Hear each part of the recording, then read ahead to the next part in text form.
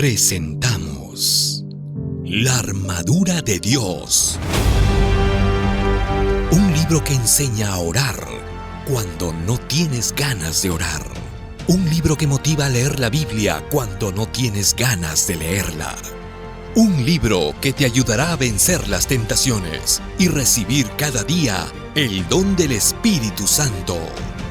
La Armadura de Dios. Conoce cómo vivir cada día en la presencia de Jesús.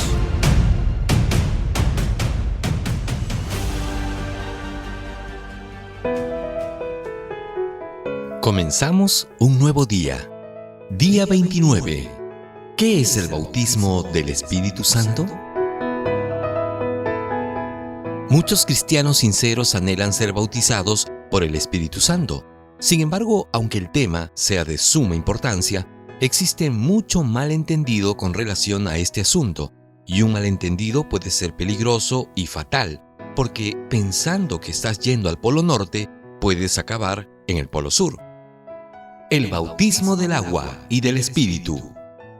Para empezar, necesitas saber que, al ser bautizado en el agua, fuiste también bautizado en el Espíritu Santo. Pablo escribió: por un solo espíritu todos fuimos bautizados en un solo cuerpo, tanto los judíos como los no judíos, lo mismo los esclavos que los libres, y a todos se nos dio a beber de un mismo espíritu.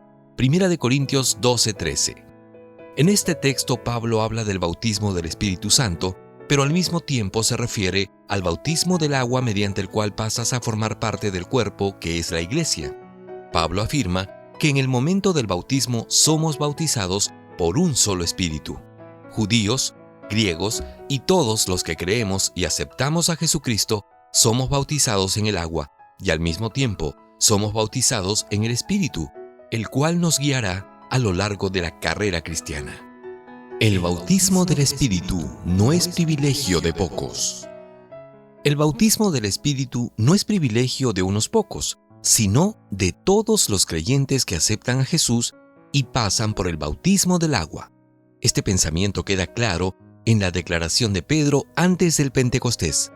Y Pedro les dijo: arrepiéntanse y bautícense todos ustedes en el nombre de Jesucristo, para que sus pecados les sean perdonados.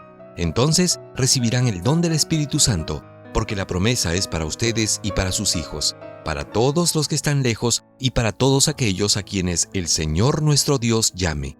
Hechos capítulo 2, versículos 38 y 39. Según este texto, primero viene el arrepentimiento, después el bautismo y simultáneamente el creyente recibe el don del Espíritu Santo. Esta promesa era para los creyentes de aquellos días, para sus hijos y para todos los que aceptasen a Jesús a lo largo de los tiempos. El bautismo del Espíritu no es un hecho espectacular. El bautismo del Espíritu no es un evento espectacular ni deslumbrante, sino una obra serena y transformadora. El Espíritu trabaja en el interior del corazón humano, y a medida que éste obedece y anda en los caminos de Dios, su vida es transformada y sirve de inspiración a los que le rodean. Tú recibes el bautismo del Espíritu en la hora de tu bautismo en el agua. A partir de ese momento, Él desea guiar tus pasos y conducirte por el sendero de la obediencia. Pero si tú te resistes a obedecer su voz, el bautismo del Espíritu no tiene ningún valor para ti. El Espíritu concede poder, pero no es apenas una fuerza poderosa. El Espíritu es una persona, como el Padre y como el Hijo.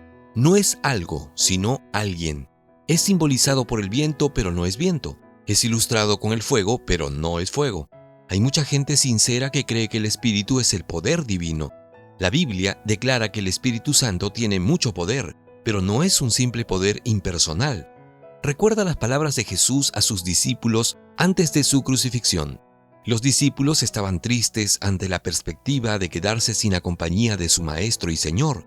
Habían caminado juntos durante 3 años y Jesús había estado con ellos en los momentos de duda y dificultad.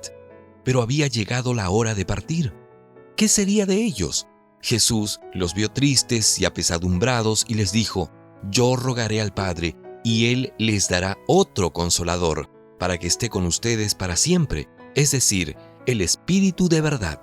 al cual el mundo no puede recibir porque no lo ve ni lo conoce. Pero ustedes lo conocen, porque permanece con ustedes y estará en ustedes. No los dejaré huérfanos, vendré a ustedes. Juan capítulo 16, versículo 16. Meditemos en las palabras de Jesús. Él dijo a sus discípulos que les enviaría otro consolador. Hasta aquel momento, Él había sido el consolador de sus discípulos. Ahora se iría, pero no los dejaría solos. Enviaría a otro consolador. Esa palabra otro en el idioma griego se refiere a otro de la misma naturaleza. No se habla aquí de una fuerza consoladora, sino de otra persona consoladora, y se refiere al Espíritu. Pero Jesús dijo: mas el mundo no puede recibir al Espíritu porque no lo ve, ni lo conoce. Pero ustedes lo conocen, porque permanece con ustedes y estará en ustedes. Juan 14, 17. ¿Quién no lo puede ver? El mundo. Y cuando Jesús menciona al mundo, se refiere a los incrédulos, a los de dura cerviz, a aquellos que viendo no ven y oyendo no entienden. Esos no lo pueden ver, pero a los que lo aceptan, el Espíritu mora en ellos y permanece en ellos. En este punto mucha gente se pregunta: ¿cómo es posible que el Espíritu viva en los discípulos? Si fuese una persona sería imposible. No.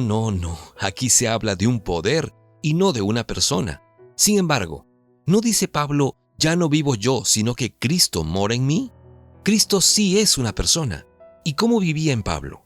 ¿Y no dijo Jesús: permaneced en mí y yo permaneceré en vosotros? ¿Cómo podemos permanecer en Cristo? ¿Él ya no está con nosotros? Por eso era necesario que viniera el otro consolador, que no es una fuerza sino una persona espiritual. Y la Biblia dice que el Espíritu enseña, convence, glorifica, sufre, es contristado, guía, en fin. Estos son atributos que solo pueden aplicarse a una persona.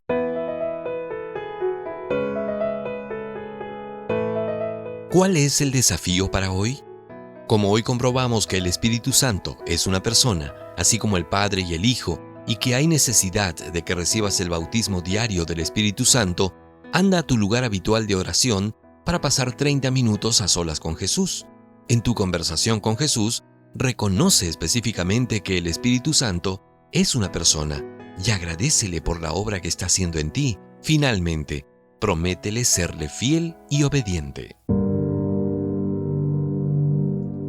Hemos presentado La armadura de Dios, el último libro del pastor Alejandro Bullón. Conoce cómo vivir cada día en la presencia de Jesús. Hasta la próxima.